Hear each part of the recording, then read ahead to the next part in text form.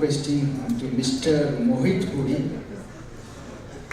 okay, and Director of Pre-Sales India SAARC Sophos is going to present on the countering cryptojacking, a cyber menace nowadays. Am I audible? Yes. So you can manage your time, okay? Absolutely. Thank you so much. And a great stage to be here in Nepal. And I want to thank Mr. Prahlad and Kumar for organizing a fantastic show. So as you know, last year was the year of ransomware attacks. And to adding on to it, this year it's been cryptojacking. Obviously, cryptojacking came into existence late last year, but then it has also created a lot of waves as we go forward, and I'm sure the worst is yet to come. But we, as security professionals, our aim is to guide our customers, our people who are associated with us, so that they can counter these attacks. So, what's crypto mining? What's cryptojacking? I'll talk about that. These are new terminologies which is just coming to the market in the field of cybersecurity. And there are many phases to it, plus how you can counter these kind of attacks. So, late last year and then this year, it's been all around. There was attack in Iceland, then Australia, Great Britain, and then I was given to understand there was an attack in Nepal also early this year, which was pertaining to cryptojacking. So what is this cryptojacking and crypto mining? You mint coins in your life. There are institutions. Every country has an institution where they mint coins, they mint notes.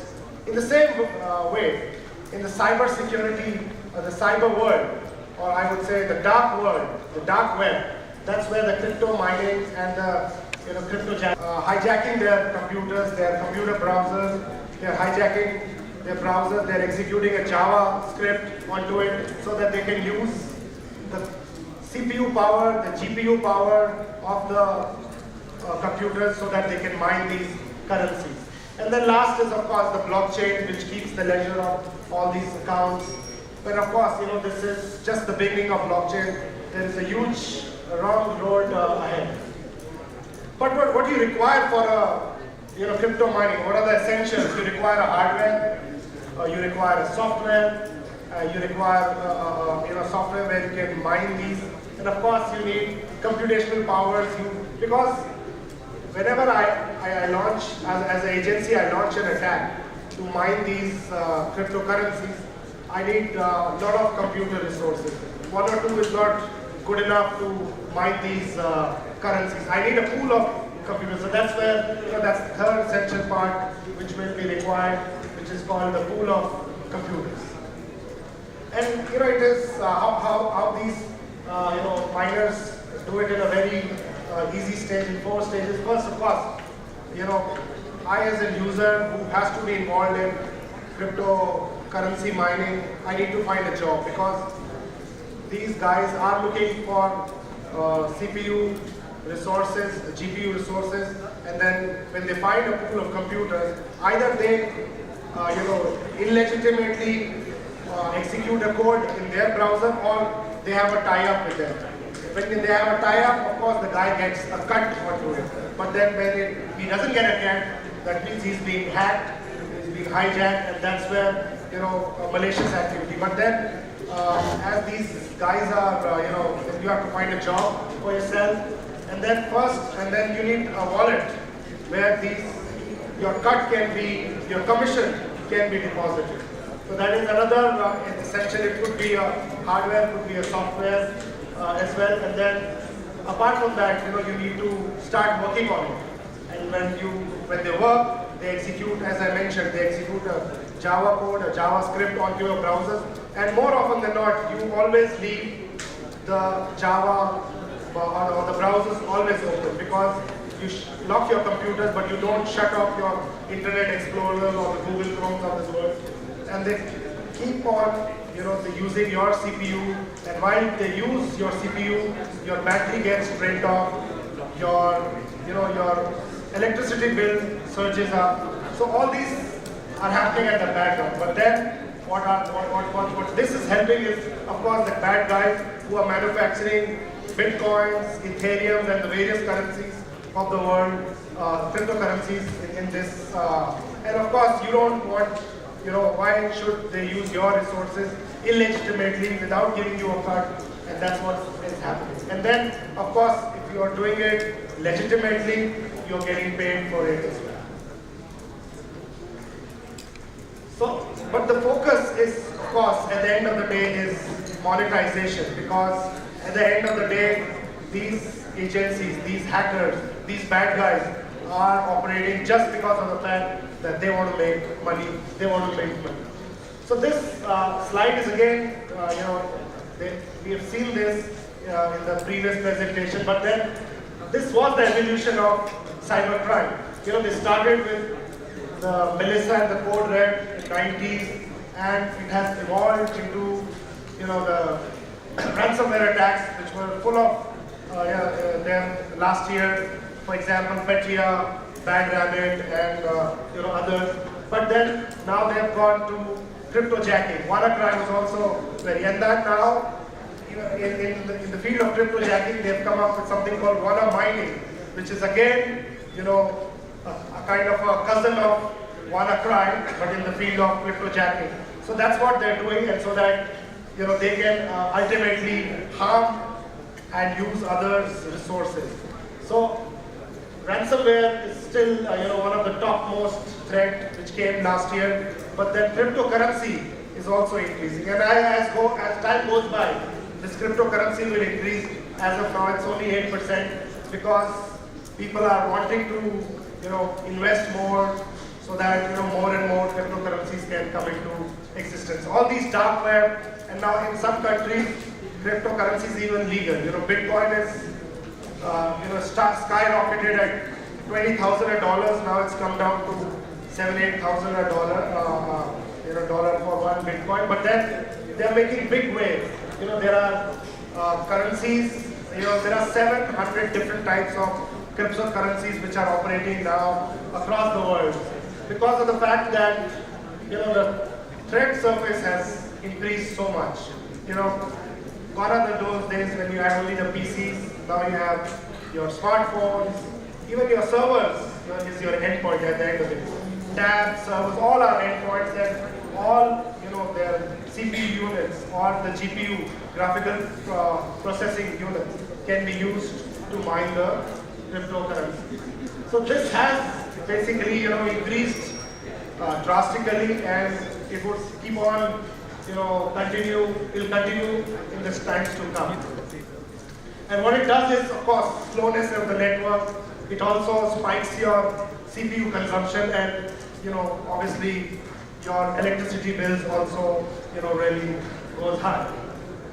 So this was one of the attacks which happened in India, where Aditya Birla is a very famous organization, where 2,000 computers were hijacked, and another currency called Monero, which is again, which came again.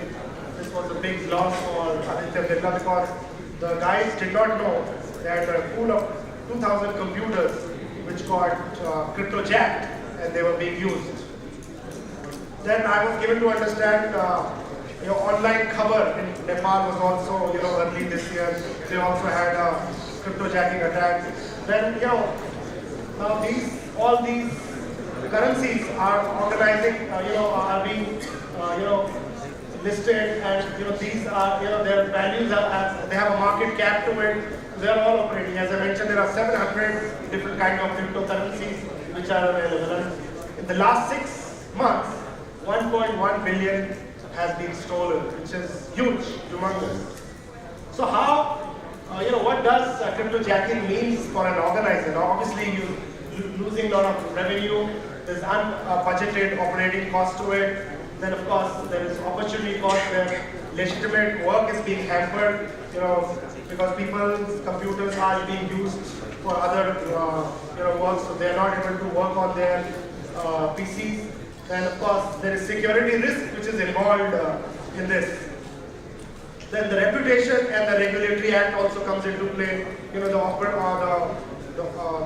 the reputation of the organization is also at stake, which is again a big downside of this cryptojacking attacks. And then, of course, there is ethical concerns at the end of it. So how, you know, Sophos as an organization is protecting this? So, you know, we have a layered architecture. You can't be just, you know, putting a firewall and, you know, assuming that you'll be not cryptojacked. You know, you have to have the perimeter security, you need to have the endpoint security, you need to have the mobile security, you need to have the server security. So all, you know, has to be in place. Apart from that, you know, I'll just go through quickly through what Sophos has been developing in the last few years, and our main product, which we are now focusing, is on the synchronized security. That is, you know, you have your perimeter security, which is our UTM appliance, and you have the endpoint security, which is your antivirus. So both of them are talking to each other. Obviously, both ends there's Sophos involved, and there's a heartbeat and a threat intelligence is happening between them, so that, you know, all the parameters can be shared. The moment, you know, something happens to the endpoint, the perimeter security is being informed, and so that user can be segregated, isolated, remediated, and can be brought back to the network. So I have a video which I wanted to show about one of our fascinating solutions.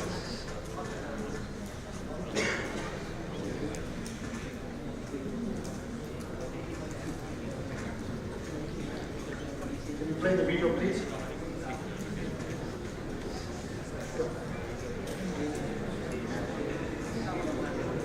Volume, please.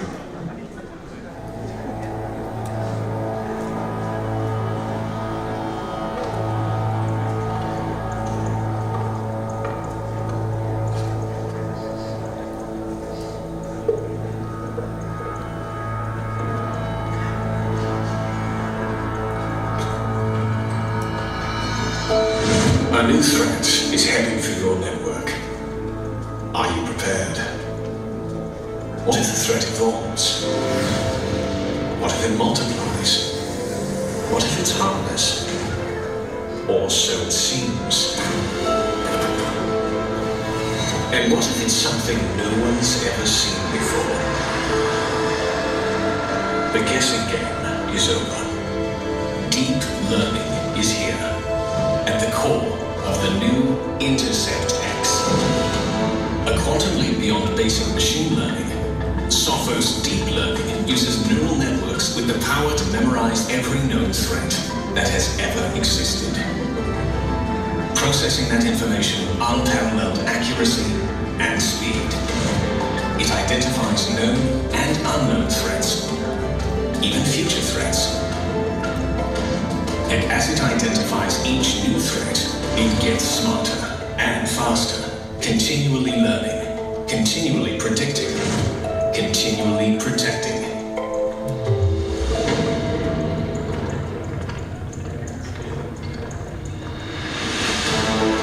The guessing game is over. Deep learning is here.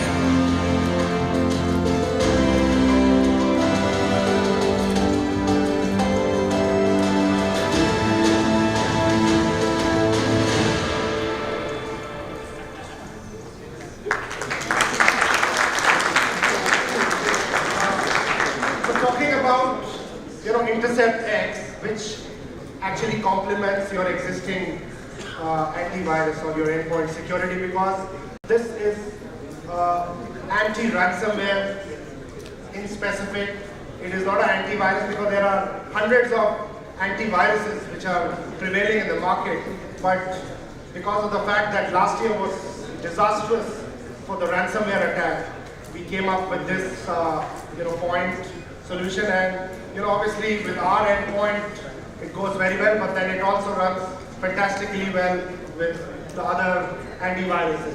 But what it does is, it is based on 3 pillars. You have the root cause analysis, you have the anti-exploit, which is and the crypto guard. So it does not allow the malicious encryption to happen.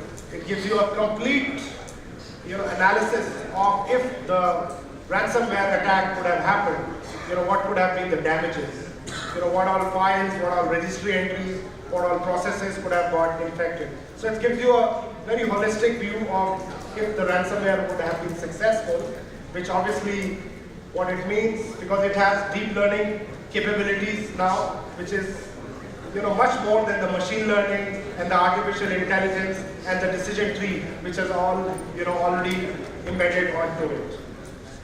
Apart from this, we have our endpoint security, which I've already talked about.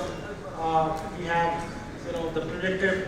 Mr. Atul mentioned that it has to. People are still doing reactive, but what you have to do is predictive security, because you don't know what unknown threats are going to hit you. So you need to be already ready for the worst to happen. So this is what you have the signatures, but then we do it on behavior analysis as well, because all these are together. All technologies are together used so that we can counter the unknown.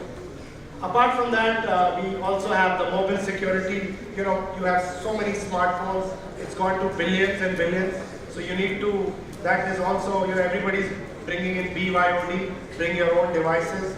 So we have, mobile security, which is very, very important onto it. Because cryptojacking can also happen through your mobile devices as well. Your ransomware attacks can happen on your mobile as well. Apart from that, servers, which are so important for our network, also needs to be protected. So now we have our Intercept X for servers as well.